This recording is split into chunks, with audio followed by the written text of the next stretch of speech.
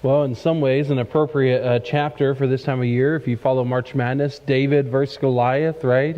Unfortunately, for some of your brackets, you might have picked the wrong Davids and the wrong Goliaths to choose to move on. But I know we have one in our small group, and so far there's a couple people that are kicking everyone else's butt on it, especially after yesterday. And so it's looking pretty good for them. You've probably heard it said, don't judge a book by its cover. In fact, that's probably true words, and I think all of us have probably been guilty of this from one time or another. In fact, I'm an avid reader and love to read, and yet often I look at the cover to determine if I want to read the book or not, if it's a new book. Because sometimes you have to make decisions quickly, and the easiest way to do that is, well, what does this look like? And sometimes that's just the easiest way to do things. And sometimes, to be honest, appearance can matter somewhat. Appearance can matter. And I know for Kelsey and I, when we were single and looking for a spouse or what we kind of looked at, there were some appearance things that did matter to us. For me, for whatever reason, I've always liked brunettes. Never really cared for any other hair color. And so for me, I wanted to marry someone or be involved with someone that had brunette hair. That was something that mattered to me. And for Kelsey, being 5'8.5", 5'9", it was important to her to find someone who was tall. She wanted to be able to wear heels and not be taller than the guy she was with. The appearance mattered somewhat. And so for both of us, luckily, it worked out. She has brunette hair, and I'm 6'3", or 6'3.5" or so, and so I'm taller than her even when she's wearing sizable heels, and so it's worked out. Now, I think we can also agree that appearance, while it may matter a little bit, it's not the most important thing. It's not by any means the most important thing. In fact, I would recommend that, if you were single, which I know many of you are not, but if anyone was single, and maybe teach this to your children, that even though appearance can matter somewhat, the spiritual thing should be the first and foremost. And then the emotional connection between the two of you. And then as a third, the appearance. And that's how I've always kind of thought of it in my life, and I think that is important. And I think mature people realize this even in other aspects of life. Even when you're not choosing a spouse, you realize that appearance may matter a little bit, but it's not the end all. There are more important things in life. In fact, fortunately for me, Kelsey did realize this. We met at a restaurant called Cheddar's, and we were both working there. And when we were working there, she had some friends who, when they got together, sometimes they'd just chat and shoot the breeze. And one of the things that they were chatting about one day was, from work, if you had to pick one guy from work, who would you want to marry?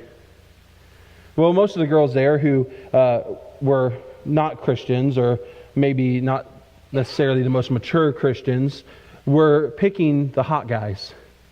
The guys that they thought of that were the most attractive. Well, I was not in that category. Okay? And I think if you look at me today, I haven't changed that much, except I've grown a little bit of facial hair, which I think, if anything, has helped my appearance, because before that I had quite the baby face. I'm not the most attractive person. And I'm aware of that, and I don't lose any sleep over that. However, when it came to her, and she said she had never really thought of this before, but when she started thinking about what's truly important in a marriage, and she started thinking, who would I actually want to marry? The first and only name that popped into her head was Nathan. If I was going to marry someone who would treat me well and be there for me when I needed him, that was Nathan. It wasn't the most attractive guy. It wasn't the guy who everyone else wanted. It was the guy who was actually going to have those other qualities that are more important than appearance. However, I think if we're honest with ourselves, no matter how mature we are, we do sometimes fall into this trap of looking at appearance. And this is all because of the way that we view things. The way we view things is faulty sometimes and in error.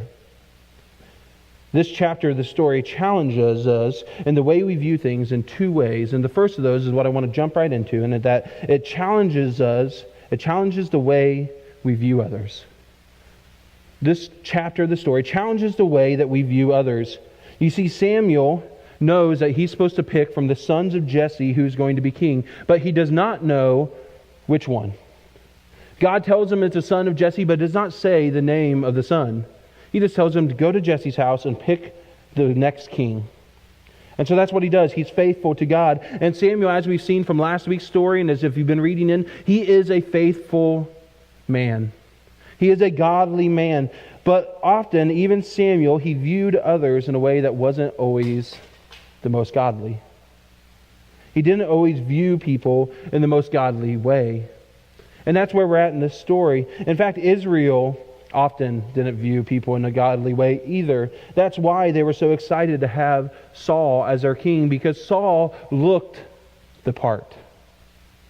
He was bigger and stronger and more kingly than any other man in all of Israel. And so whenever the first son comes before Samuel, when the first son, Eliab, comes before Samuel, Samuel thinks, that's got to be the one. That's got to be the one that God has chosen. Because this son, the first son of Jesse, fit that kingly view. He fit the profile. In fact, just by appearance alone, it looked like this should be king. Because he was a man that whenever people looked at him, they'd be like, oh, that is a leader. That is a kingly man. But that is not how God viewed it. So if we turn in our Bibles and just look up at the screen as we read one verse, and that's 1 Samuel 16, verse 7. Chapter 16, verse 7, it says this. But the Lord said to Samuel, do not consider his appearance or his height, for I have rejected him. The Lord does not look at the things people look at. People look at the outward appearance, but the Lord looks at the heart. That is what God cares about. So 7 sons pass, and many of them looked the part. They looked like they could be kings, but they didn't have the heart that God was looking for. So as each one of the sons passed, God told Samuel, not that one. Not that one. That's not the king. So when they get to the last son, the 7th son, Samuel's like, well, this has got to be him. This is the only one left. And yet it's still not him. And so you can just imagine Samuel like a person in the store where you have a very specific thing you're looking for. And you're like, do you got anything in the back? Is there anything in the back that might meet my needs? And so Jesse says, well, I do have one more, but are you sure it's not one of these guys? Are you sure it's not one of my other 7 sons? Because he's the youngest one. He's only 14 or 15, in fact. And he's out in the fields watching sheep because that's kind of all he's good for. I don't let him do the important jobs. I just send him out in the field to the sheep. And so whenever I knew you were coming, I didn't bring him in because I thought, well, surely it won't be him. And Samuel, knowing that this is their last option, says, well, I guess bring him before me. Bring him before me and let's take a look at him. And you see, David, the boy that was at the sheep, was not viewed as someone maybe worthy by Jesse or even Samuel as he comes in, yet God deemed him worthy. David may have just been a shepherd boy, and in fact Jesse calls him his youngest, and while that's not an incorrect translation, it's not the best translation. The best translation might be, he's the runt of the litter. Are you sure you want David? I can go get him, but that's the runt. It's not the kingly person. He's the guy that stopped growing way too young and everyone kind of picks on him. Surely it's not him. Yet God sees things different than everybody else. God sees things different, and He saw something in David that He knew would be kingly. Yes, it wasn't his appearance, because his appearance was lacking. Now, the Bible does say he was a good-looking boy. He was a good-looking boy, but he didn't have that stature that people had come to expect of kings. So we have David here, fresh out of the field, not looking all cleaned up like his other brothers. In fact, many of his other brothers would have been viewed as better. Yet we have David, this run of the litter, and that's who God chooses. And you see this concept of this two things at odds with each other. How the world views things and how God views things. Many people would have thought David is too young or too little. Or maybe the world might think that someone is too old, yet God chooses Abraham and Sarah. Might have thought that this person was too sinful or too guilty of their past sins, but God sees Rahab. Someone sees someone that has had too hard of a life to climb out of what the hole that they're in, and yet God sees Joseph, who's literally in a hole in the ground. And God sees something that the world just doesn't see. And to be honest, this is the story within the story. This is the story within the story that God can use anybody. And this means that God can use anybody, including you. You see, people, God wants to use people that others count out. And He does this, He wants to use people that others count out because He knows that it will give Him the glory. He knows that it will only be because of His power that they're able to accomplish the things that they accomplish. And so whenever that happens, no one will think, well, that person did that because they were so kingly. They will think that person did that because they had God. And that will give Him glory. God chose Mary, a girl of somewhere in between 13 and 16, to be the mother of Christ. God chose Matthew, a tax collector, the most hated person in all of Israel. Not necessarily Matthew himself, but tax collectors in general. It's not really much different than today. In fact, if you'll see that whenever people talk about tax collectors in the Bible, it's always those sinners and tax collectors whenever they talk about the Bible. Yet God chose Matthew to be an apostle, a tax collector.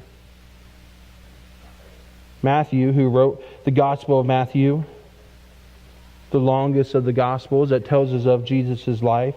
He chose Peter, a fisherman that was not good enough to really have a profession of his own, but had to fall back on his father's profession. He was not good enough to be chosen by a rabbi to continue his education in Scripture, but instead had to go back home with his tail between his legs and say, I'll just be a fisherman. Peter, who had a bit of a chip on his shoulder, a bit of foot and mouth syndrome,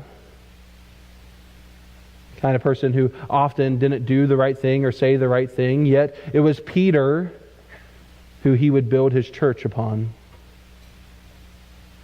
He chose Paul, the primary and main persecutor of Christians. The Jew of Jews, the Pharisee of Pharisees, the person who was good enough, in fact, was the person that was seen as the next big thing of the Pharisees. And God chose him to take the gospel to the non-Jews, to the Gentiles. God chose someone who wanted nothing to do with Gentiles and wanted to persecute and kill Christians to become a Christian and take the message to the Gentiles. And at least 13 of the books of the Bible are written by this man, more than any other author. God chooses the unlikely. He chooses the people that no one would ever expect because He wants the glory. He wants the glory to go to Him. In fact, I'm going to read a quote here by a man named Carl Henry, who is a theologian. And he says this: many of them, talking about Christian leaders here, future Christian leaders, he says, many of them are probably still pagan. Who knew that Saul of Tarsus would be the great apostle to the Gentiles? And who knew that God would raise up C.S. Lewis and Charles Colson, who were once unbelievers? The next Jonathan Edwards might be the man driving in front of you with a Darwin fish on his bumper. And the next John Wesley might be a profane, womanizing hip-hop artist right now. And the next Billy Graham might be passed out, drunk in a fraternity house at the moment. And the next Mother Teresa might be managing an abortion clinic today. Why is this true? Because God chooses the unlikely to do amazing things for Him. God chooses the people that no one would expect to do amazing things. And when no one saw the next king to be a young runt of the litter shepherd, God saw it. No one else expected it, but God expected it, because God saw something in David that no one else did. You see, God didn't see David as the runt of the litter. He didn't see him as a lowly shepherd, and He didn't see him as a teenager that knew nothing. He saw what he could be. He saw his potential. And that was all based on if David would allow God to work through him. And what he saw in David was someone after his own heart that would allow God to use him. And if he would allow God to use him, then God could make him into who He needed to be.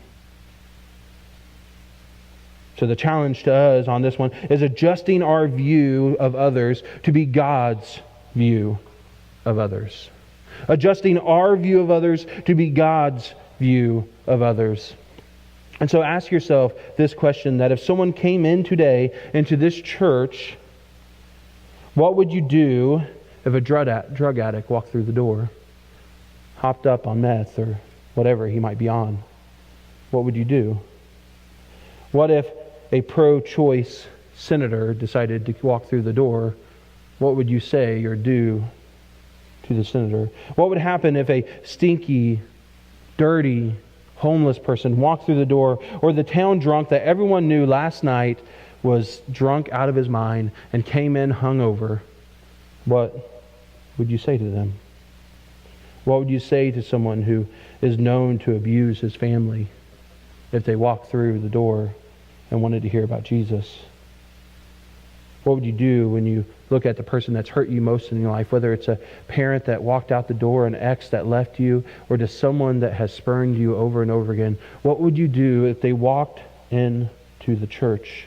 What would your reaction be? How would you view them as they walked in?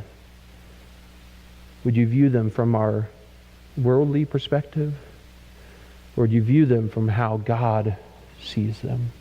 Someone that He loves dearly, that has potential to do great things for God. How would you view that person? The second challenge is that challenges the way we view God. This chapter challenges the way we view God. Now, we know about David in chapter 17, which we'll be jumping into here in a little bit. In chapter 17, we know that not too many years have passed because David's still not 20 years old.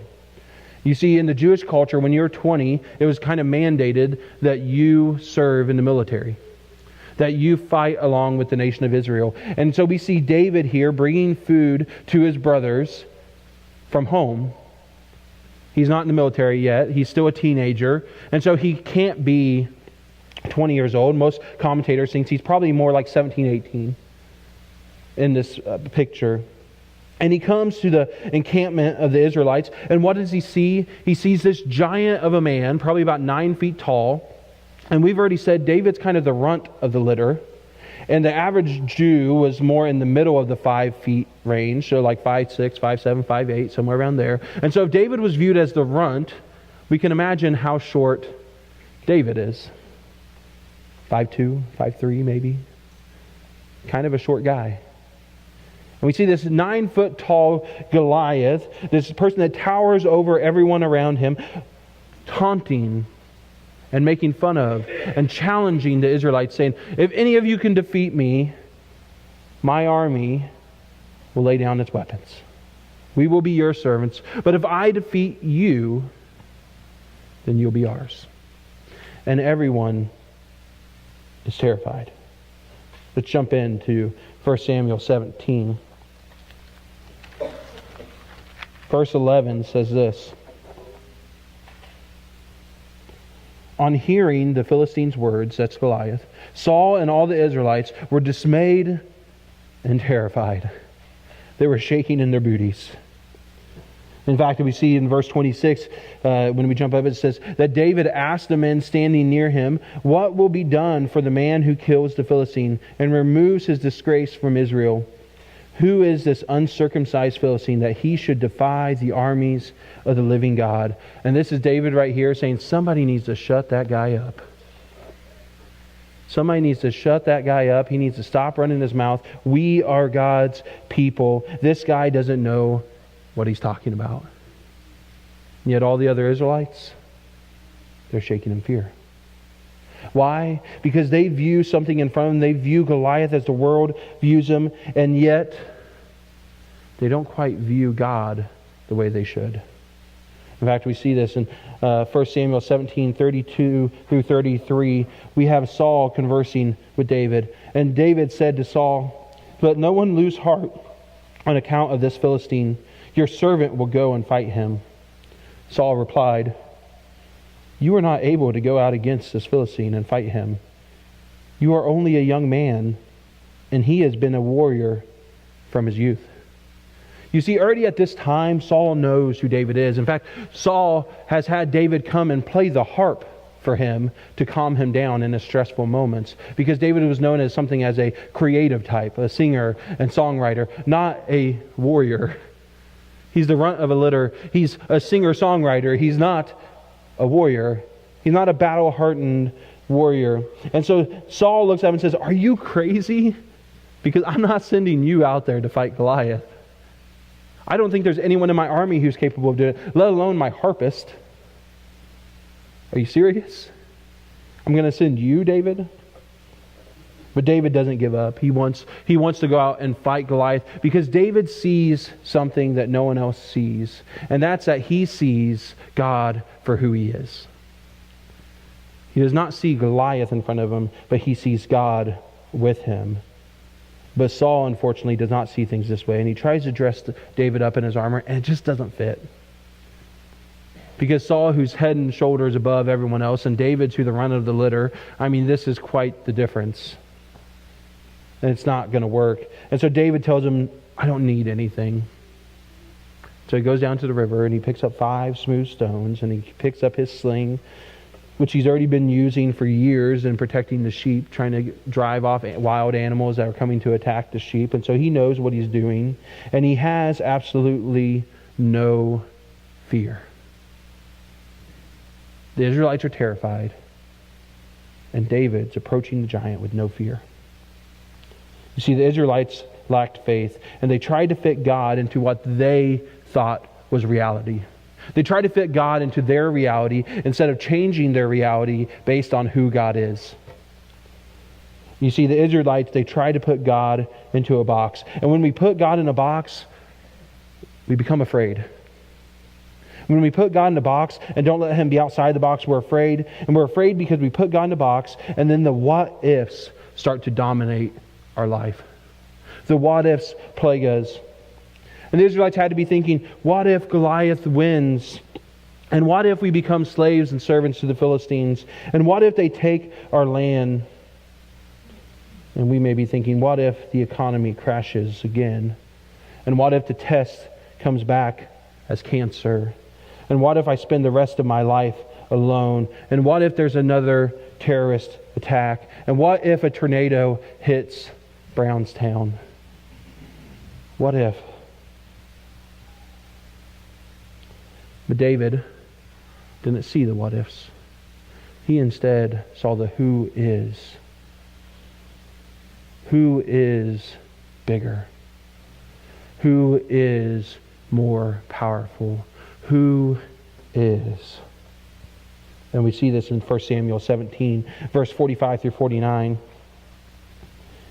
Starting in verse 45, it says this: David said to the Philistine, "You come against me with sword and spear and javelin, but I come against you in the name of the Lord Almighty, the God of the armies of Israel, who you have defied.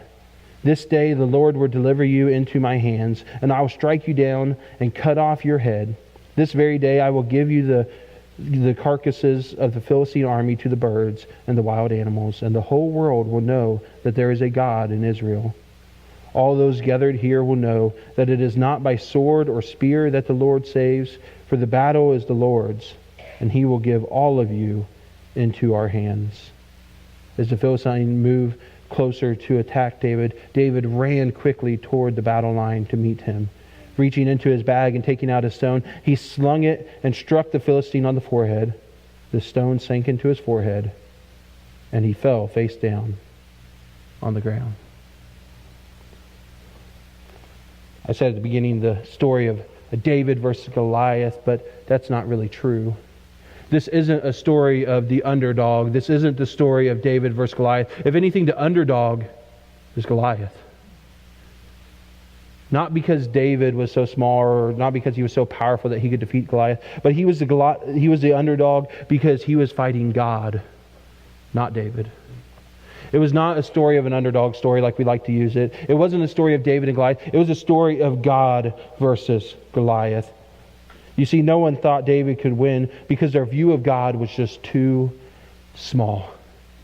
They had put God in a box and they had made him small, and they thought to themselves, God can't use David. He can't defeat our enemies. And the people thought, God can't heal. God can't forgive. God can't provide. God can't whatever it is in your life. They were scared by how big Goliath was. But David was fearless because he knew how big God was. He was fearless because he knew no matter what he faced, his God was bigger. And our ability to be used by God is a direct reflection of our view of God. If you want to be used by God to do great things, then your view of God has to be great. If you want to be used by God to do great things, then your view of God has to be big. A.W. Tozer, some of you may have heard about him. He's a famous theologian and has written many books. He said this in one of his books. He said that Christianity at any given time is strong or weak depending upon her concept of God. And I insist upon this, and I have said it many times, the basic trouble with the church today is her unworthy concept of God. See, the problem with the church is not that culture is bombarding us. The problem with the church is that our view of God is too small. If your God fits into a box, you have an unworthy concept of God. If your God fits into a box, frankly, your God is too small. If your God fits into the box, that means your God has limitations, and our God does not have limitations. If your God's goal is to make you comfortable or your life more convenient, then your God is too small. If your God says things like, don't take risks, just play it safe, then your God is too small. If your God's job is to do what you want, when you want, then your God is too small. If your God loves Americans more than immigrants or terrorists or Muslims or any other people group, then your God is frankly just too small. If your God is always saying come and never saying go, your God is too small. If your God never asks you to do anything uncomfortable, your God is too small. If your God needs a certain president or senator or politician to be in office to accomplish his will in this nation, then your God is too small. If your God always wants you to be spiritually fed, but never wants you to help spiritually feed others by serving, then your God is too small.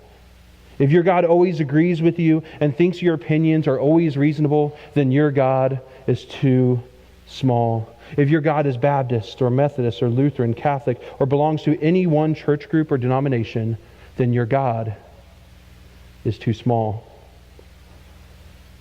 If your God is fine with you only having time with Him in this hour and 15 minutes every Sunday, then your God is too small. If your God, frankly, just wants you to be happy, thinks that you've worked hard enough in your marriage and you should just give up, if He thinks that you just need to focus on you now, then your God is too small. If your God excuses your sin, whether it's greed or lust or gossip or false witness, or simply not doing the good that you know you should do because you're better than most or you're better than that one person over there, then your God is too small. If your God fits nicely and neatly into a box, you'll find that your so-called God is not the real God. And you'll open your box one day and find that He's not there. Because God doesn't do boxes. He doesn't do limitations. And anytime we try to put a limitation on a God, then what we are worshiping is not the real God.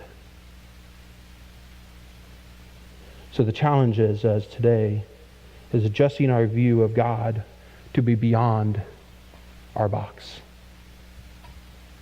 We have to adjust our view of God, of who He is. We have to adjust our view of others and adjust our view of God today. That's the lesson we learn from the story of David. Let us pray.